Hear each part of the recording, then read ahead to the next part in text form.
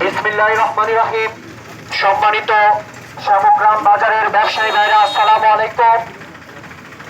আপনাদের মাঝে এখন উপস্থিত হচ্ছেন ইসলামী আন্দোলন বাংলাদেশের মোহতারাম আমির পীর সাহেব চরমনাইয়ের মনোনীত ব্রাহ্মণবাড়িয়া ৫ নবীনগর আসনের সংসদ সদস্য জবাহি শ্যামগ্রাম বাজারে পীর সাহেব চরমনাইয়ের সালাম নিন, হাত পাকা মার্কায় ভোট দিন।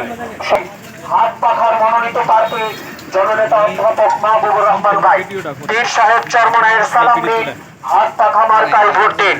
ব্রাহ্মণবাড়িয়া ৫ নবীনগর আসনের হাত পাখার মনোনীত প্রার্থী জননেতা অধ্যাপক মাহবুবুর রহমান ভাইয়ের সালাম নিন, হাত পাখা মার্কায় ভোট দিন।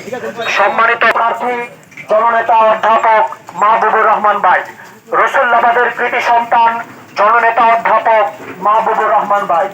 অধ্যাপক মাহবুবুর রহমান ভাই প্রার্থী, হাত পাখার এমপি পদ প্রার্থী।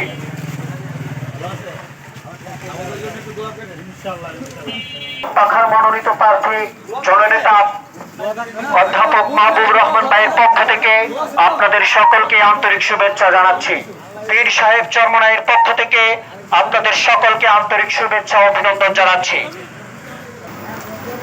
অধ্যাপক মাহবুবুর রহমান ভাইয়ের সালাম নিন, হাতগড় আসনের উলামায়ে কেরামের পক্ষ থেকে সংসদ সদস্য মনোনীত প্রার্থী, হাত পাখার মনোনীত প্রার্থী জননেতা অধ্যাপক মাহবুবুর রহমান ভাইয়ের সালাম নিন, হাত পাখা মার্কায় ভোট দিন।